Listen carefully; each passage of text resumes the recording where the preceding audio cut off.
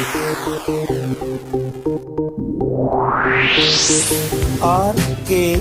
स्वागत है दोस्तों आपका एक बार फिर से हमारे YouTube चैनल RKB कैंफी वीडियोस में। अभी तक हम कक्षा 10 में आपके सामने धातु और अधातु चैप्टर में से धातु, उनकी परिभाषाएं, भौतिक गुण, रासायनिक गुण और अधातुओं की परिभाषाएं तथा उनके भौतिक गुण प्रस्तुत कर चुके हैं। तो आज की वीडियो में हम आपके लिए लेकर आए हैं अधातुओं के रासायनिक गुण यानी chemical properties of non metals. तो आइए ज्यादा देर न करते हुए हम इसको शुरू करते हैं। तो सबसे पहले आपका जो अधातुओं का रासायनिक गुण आता है वो आता है वायु के साथ अभिक्रिया, रिएक्शन विद एयर। जैसे कि आपको पिछली वीडियो में हमने बताया है कि वायु के स्थान पर हम ऑक्सीजन का प्रयोग करते हैं सदैव, तो यहाँ पर ये परिभाषा ऐसे भी हो सकती है कि अधातुओं की ऑक्सीजन के साथ अभिक्रिया। तो कोई भी अधातु जब ऑक्सीजन के साथ क्रिया करती है तो वो इसका अधातु ऑक्साइड बनाती है, अधातु का ऑक्साइड का निर्माण कर देती है। जैसे कि अगर हम कार्बन के साथ ऑक्सीजन की अभिक्रिया करें तो ये बना देता है कार्बन डाइऑक्साइड। इसी प्रकार से हाइड्रोजन भी अगर ऑक्सीजन के साथ क्रिया करती है तो ये हाइड्रोजन ऑक्साइड यानी जल का निर्माण कर देती है। कभी कभी बहुत से इस क्वेश्चन को पूछ सकते हैं कि इसका जल का रासायनिक नाम क्या होता है। तो जल का रासायनिक नाम हाइड्रोजन ऑक्साइड होता है। आगे जाके आप लोग पढ़ेंगे कि हाइड्रोजन ऑक्सीजन के मुकाबले धनायन बनाने का गुण रखती है, जैसे कि आप लोगों ने परिभाषा में पढ़ा था। और ऑक्सीजन हाइड्रोजन के सापेक्ष ऋणायन बनाने का यानी इलेक्ट्रॉन ग्रहण करने का गुण रखती है। इसीलिए हम इस ऑक्सीजन के नाम में आइड, ऑक्साइड जो है आइड जोड़ देते हैं और इस जल को हम हाइड्रोजन का ऑक्साइड कहते हैं। इसी प्रकार से अगर हम सल्फर का जिक्र करें तो सल्फर ऑक्सीजन के साथ क्रिया करके सल्फर डाइऑक्साइड बना सकती है, सल्फर ट्राइऑक्साइड बना सकती है। नाइट्रोजन भी ऑक्सीजन के साथ क्रिया करके विभिन्न प्रकार के ऑक्साइडों का निर्माण करती है। तो पहले गुण में यही आपका आता है कि अधातु ऑक्सीजन के या वायु के साथ क्रिया करके ऑक्साइडों का निर्माण करती है। अधातुओं के ये सभी ऑक्साइड अम्लीय प्रकृति के होते हैं, सिवाय इस जल को अगर छोड़ दें तो हम कह सकते हैं कि अधातुओं के ऑक्साइड अम्लीय प्रकृति के होते हैं। वे क्यों? क्योंकि अधातु ऑक्साइड जब भी जल के साथ अभिक्रिया करते हैं, ऑक्साइड जल के साथ अभिक्रिया करके ये अम्ल का निर्माण कर देते हैं। अधातु ऑक्साइड अम्लीय प्रकृति के होते हैं क्योंकि वे जल के साथ अभिक्रिया करके अम्ल का निर्माण करते हैं। जैसे कि कार्बन डाइऑक्साइड को अगर देखें तो ये जल के साथ क्रिया करके H2CO3 कार्बोनिक अम्ल का निर्माण करती है। इसी प्रकार से अगर हम SO3 की सल्फर ट्राइऑक्साइड की बात करें तो ये जल के साथ क्रिया करके H2SO4 सल्फ्यूरिक अम्ल का निर्माण कर देती है। तो इस प्रकार से इन उदाहरणों के द्वारा हम कह सकते हैं कि अधातु ऑक्साइड अम्लीय प्रकृति के होते हैं। अधातुओं के अगर हम दूसरे गुण के बारे में बात करें तो वो आ जाता है जल के साथ क्रिया। तो अधातु ऑक्साइड तो जल के साथ क्रिया करके अम्ल बनाता है, लेकिन अधातुएं सामान्यतः जल के साथ क्रिया ही नहीं करती, बल्कि एक अधातु होती है आपकी फास्फोरस, उसको तो हवा से बचाने के लिए वायु के साथ वो विक्रिया न करे इसलिए जल के अंदर ही रखा जाता है। तो अधातुएं सामान्यतः जल के साथ अभिक्रिया नहीं करती। तीसरा गुण आता है इनका अम्लों के साथ अभिक्रिया। धातुएं भी अम्लों के साथ क्रिया कर लेती हैं, अधातुएं भी अम्लों के साथ क्रिया कर लेती हैं। तो जितनी भी अधातुएं हैं वो अम्लों के साथ क्रिया करके ऑक्सीकृत हो जाती हैं, ऑक्साइड का निर्माण करती हैं। जैसे कि अगर हम कार्बन की बात करें, कार्बन की अभिक्रिया हम H2SO4 यानी सल्फ्यूरिक अम्ल के साथ अगर कराएं तो यहाँ पर इसका ऑक्सीकरण होकर कार्बन डाइऑक्साइड का निर्माण होता है, जबकि ये H2SO4 अपने आप SO2 में परिवर्तित हो जाता है सल्फर डाइऑक्साइड में। बाकी बचा हुआ जो हाइड्रोजन है वो H2O के रूप में पृथक हो जाता है। तो इस प्रकार से यहाँ तो हमने ये कार्बन के बारे में लिखा, आप अन्य अधातुओं के बारे में भी इस अभिक्रिया को लिखकर देख सकते हैं। इन गुणों के साथ ही आपके अधातुओं के रासायनिक गुण भी लगभग पूर्ण हो जाते हैं तथा हम कह सकते हैं कि धातु और अधातु के जो टॉपिक हैं वो लगभग पूरे हो गए। अब इसके बाद आपका जो अगला टॉपिक आता है वो आता है धातुओं के उपयोग।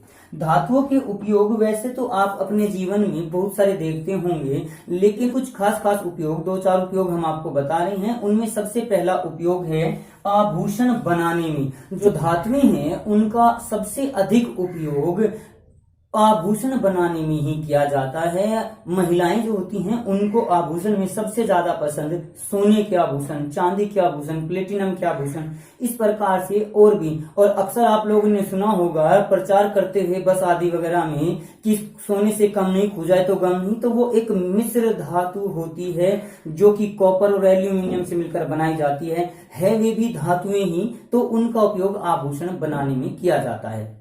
दूसरे उपयोग के रूप में हम कह सकते हैं कि जो बिजली के तार हैं, क्योंकि धातुएं विद्युत की अच्छी सुचालक होती हैं, तो इसलिए उनका उपयोग धातु के तार या विद्युत तार बनाने में किया जाता है। वैसे आपकी जानकारी के लिए बता दूं कि सबसे बेहतर जो चालक होता है वो चांदी होती है, उसके पश्चात होता है तांबा और फिर आपका एल्यूमिनियम का नंबर आता है। लेकिन अक्सर आप लोगों ने देखा होगा कि जो बिजली के तार जो सरकार द्वारा खींचे जाते हैं वो एल्यूमिनियम के होते हैं। बता सकते हैं ऐसा क्यों है? तो अभी जैसे मैंने आपको पिछली वीडियो में बताया था कि पृथ्वी पर सबसे ज्यादा पाई जाने वाली धातु एल्यूमिनियम है। तो जो धातु या जो पदार्थ जितनी ज्यादा मात्रा में उपस्थित होता है उसकी मांग के अनुसार उसकी कीमत उतनी ही घट जाती है। तो यहाँ पर हम कह सकते हैं कि अधिक मात्रा में पाए जाने के कारण एल्यूमिनियम धातु का उपयोग तार बनाने में किया जाता है। मंदी होने के कारण, इसकी कीमत कम होने के कारण, और चांदी और तांबा जो है इनकी कीमत अधिक होती है, इस कारण इनका उपयोग नहीं करते। दूसरा एक कारण और भी है। चलिए मैं आप लोगों से प्रश्न पूछता हूं कि आप लोग पढ़ाई क्यों कर रहे हैं? क्या कारण है आप लोगों का पढ़ाई करने का? तो जाहिर सी बात है आप में से कुछ ज्यादातर कहेंगे ज्ञान प्राप्त करने के लिए, लेकिन ये बिल्कुल झूठ है। आप लोग ज्ञान प्राप्त करने के लिए नहीं बल्कि अपनी लाइफ को आगे सेटल करने के लिए। केवल ज्ञान से लाइफ नहीं चलती, ज्ञान के साथ साथ धनार्जन भी करना पड़ता है। तो आप लोग पढ़ेंगे अच्छी प्रकार से, अच्छी नौकरी लगी, अच्छी पोस्ट पर जाएंगे, तो उस प्रकार से आप अपने आप को सेटल कर लेंगे। लेकिन अगर आप पढ़ ही नहीं पाए तो आप लोग तार काट कर कमाएंगे क्या? अक्सर आप लोगों ने सुना होगा तांबे के जो मोटर होते हैं उनको फाड़ लेते हैं, तार भी काट लेते हैं चोर वगैरह। तो बिजली के तो तार अगर चांदी और तांबे के बना दिए जाएं तो आप लोग पढ़ाई छोड़ देंगे, मेरा मानना तो है ये। इसलिए मैंने भी मना किया हुआ है कि चांदी के तार न बनाए जाएं। तो चलिए ये तो रही मजाक की बात, लेकिन आपकी समझ में आ गया होगा कि एल्यूमिनियम के तार क्यों बनाए जाते हैं।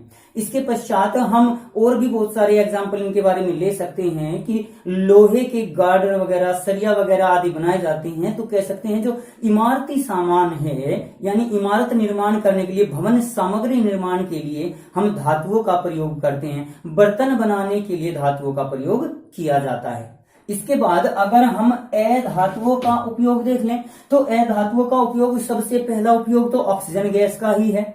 श्वसन क्रिया में हम ऑक्सीजन गैस का उपयोग सर्वाधिक करते हैं। दूसरा उपयोग जैसे धीरे धीरे मैंने आपको बताया था कि उसमें जो ऑक्सीजन हाइड्रोजन है उसका जल के रूप में हम सर्वाधिक उपयोग करते हैं। आर्गन गैस का उपयोग हम बल्ब को भरने में, उस बल्ब के अंदर भरने में करते हैं। इसी प्रकार से नाइट्रोजन गैस का उपयोग हम वातावरण को निष्क्रिय बनाने के लिए करते हैं। हीलियम गैस का उपयोग हम गुब्बारों में भरने के लिए करते हैं। और अक्सर आप लोगों ने देखा होगा गंधक सल्फर का उपयोग हम चीनी के निर्माण में करते हैं, चीनी उद्योग में इसका उपयोग किया जाता है। तो इस प्रकार से धातु और अधातुओं के हमारे जीवन में बहुत सारे उपयोग हैं। आप इनके अलावा भी अगर आपके सामान्य जीवन में कोई अन्य उपयोग है तो आप उसका प्रयोग करके उसको भी अपनी कॉपी में नोट कर सकते हैं। ये जरूर नहीं है कि आप केवल किताबी ज्ञान रटकर ही उसको आप लोग एग्जाम में लिखें। आप अपने सामान्य ज्ञान को, दैनिक जीवन में उपयोग होने वाले ज्ञान को भी आप लोग एग्जाम में लिख सकते हैं, उसमें कभी कोई मार्क्स नहीं कटेगा। अब इसके बाद एक टॉपिक और लेकर चलते हैं, वो लेकर चलते हैं एक्वारेजिया। एक्वारेजिया वैसे तो ये आपके चैप्टर नंबर 2 में भी है, लेकिन यहाँ पर इसका जिक्र करने का एक रीजन है एक्वारेजिया होता क्या है पहले तो ये देख लीजिए।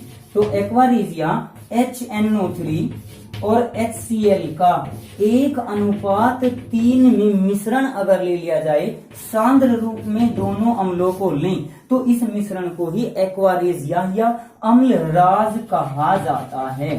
अम्लराज, अम्लों का राजा, किंग ऑफ एसिड्स, यानी ये सबसे खतरनाक, सबसे ज्यादा क्रियाशील अम्ल होता है। जैसे मैंने आपको धातुएं बताया था, उत्कृष्ट धातुएं होती हैं आपकी चांदी हुआ, सोना हुआ, प्लेटिनम हुआ, ये तीनों धातुएं अम्लों के साथ क्रिया नहीं करती, लेकिन यहाँ इस अम्लराज के साथ ये धातुएं भी क्रिया कर लेती हैं।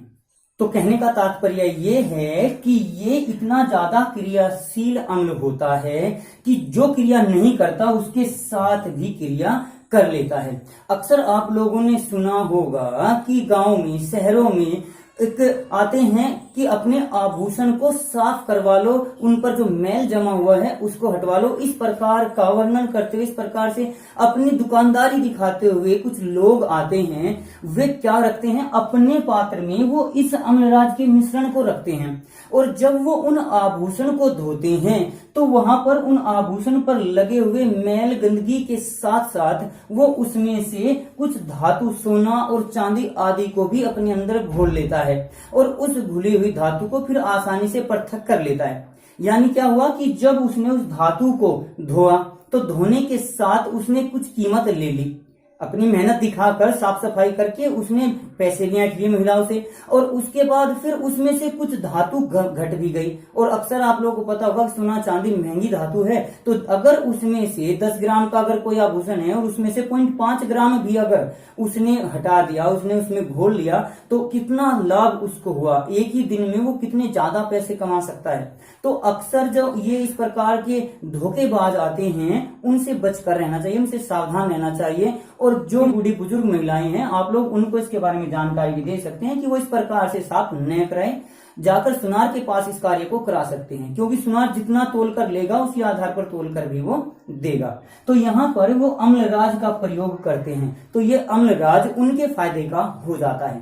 तो इस प्रकार से हमने आज की वीडियो में आपको अधातुओं के बारे में, धातुओं के उपयोग के बारे में, और एक ये सबसे प्रमुख पदार्थ आपका अम्लराज, इसके बारे में जानकारी दी। तो आज की जानकारी से शायद आप भी संतुष्ट हुए होंगे, और अपने आप को आगे जीवन में कामयाब करने के लिए आप अपना पढ़ाई करेंगे, न केवल तार के बारे में सोचेंगे। तो आज की वीडियो के लिए आपका धन्यवाद।